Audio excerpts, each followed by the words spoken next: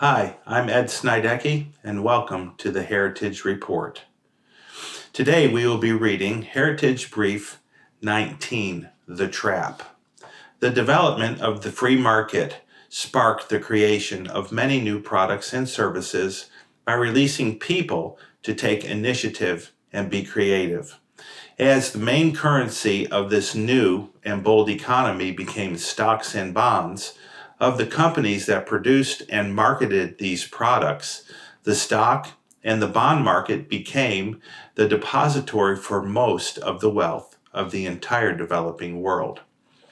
As these markets could be accessed by virtually everyone in the free world, a large percentage of the population took advantage of this and started to invest in them.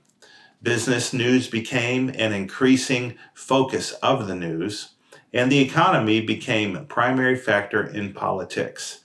Eclipsing all other issues, we had entered the economic age. Biblical prophecy foretells of this period and that it would be a time when the heart of everyone on earth would be revealed. Money had now, and how we handle it has a way of revealing what our priorities really are, and therefore who we really are. Money can be the ultimate idol that people put their trust in instead of God. The test is whether we rule over it or whether it rules over us. It has been estimated that 1/3 to 1/2 of the teachings in scriptures are on righteousness and have to do with stewardship. As Jesus taught in the parable of the talents, the two servants who managed well what he entrusted to them were good and faithful, while those who did not were wicked and evil. The devotion we have to stewarding what he entrusts to us reflects the devotion we have for him, and righteousness will be reflected in good stewardship. Scripture also makes an important distinction between wealth and riches. Riches tend to come fast and easy and depart fast and easily.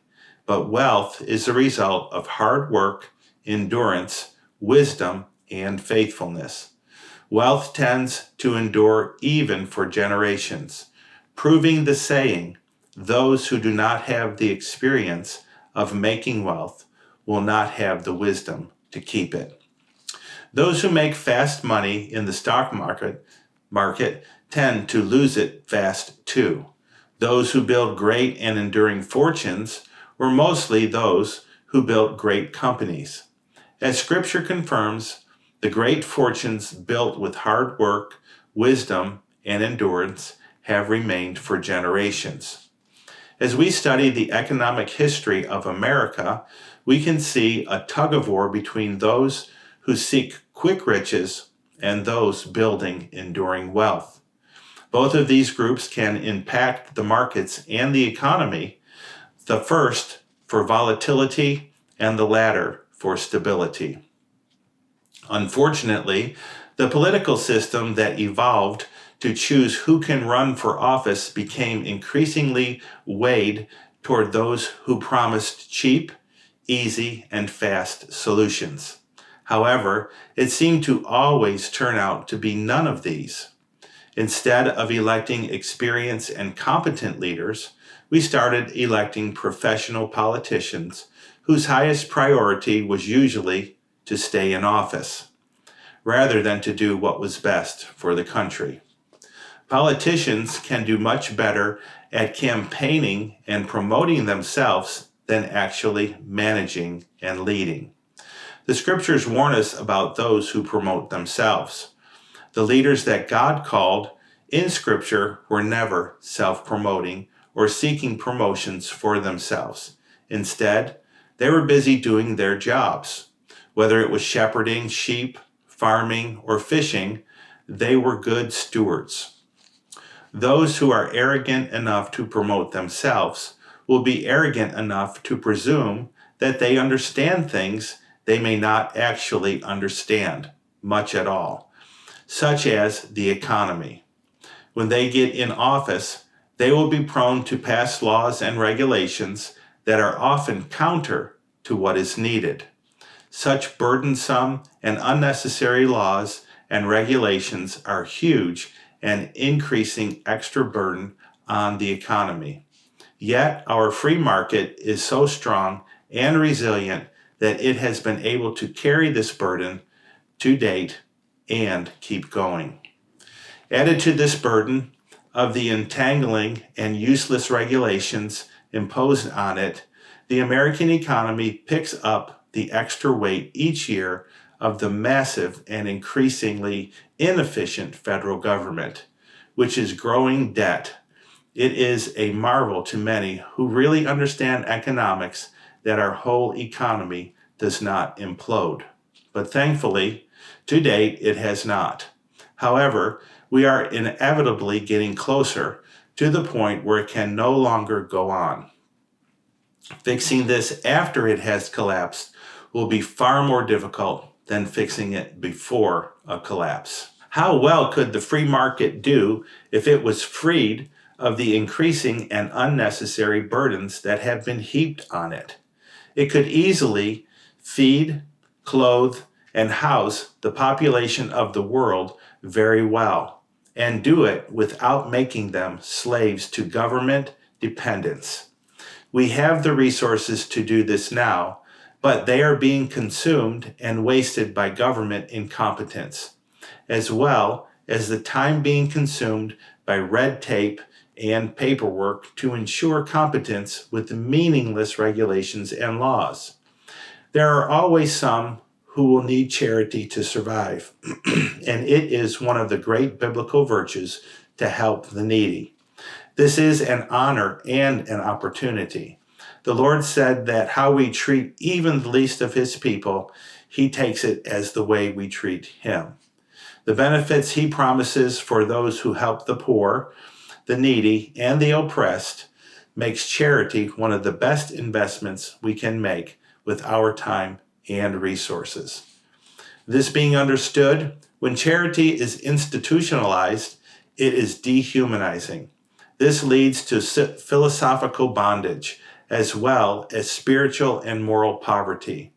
We can be thankful for a government that wants to help the needy, and for the many people working in it that may be sincere in this, but the government is not capable of doing this well.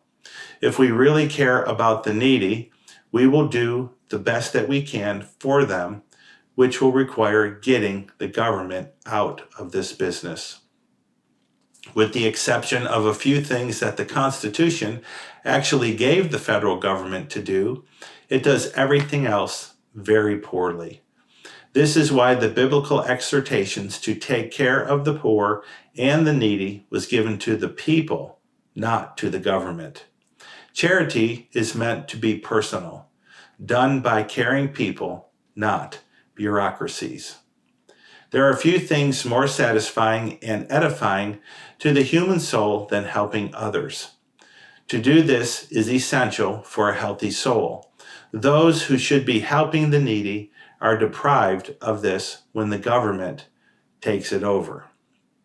To paraphrase C.S. Lewis, if we are on the wrong road, it will never turn into the right road. To get back on the right road, we must go back to where we got off and missed the turn.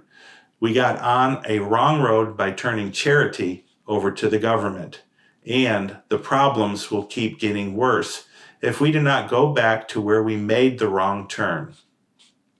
This is not the political interest of many who got into office and stay in office, because they are dependent on the votes of those who are dependent on the government. Those are the thieves who are robbing the American people and the needy for their own political benefit. In a republic, they work for us. How long are we going to be poor stewards of what has been entrusted to us by tolerating such poor stewards to run our government? The time is always right to do what is right. Martin Luther King Jr. The difficult we do immediately. The impossible may take a little longer. Motto of the U.S. Navy Construction Battalion, better known as the U.S. Navy Seabees. Thanks for listening today to Heritage Brief 19, The Trap. To order copies of this and other Heritage Briefs, visit Morningstar Books and Resources online at store.morningstarministries.org.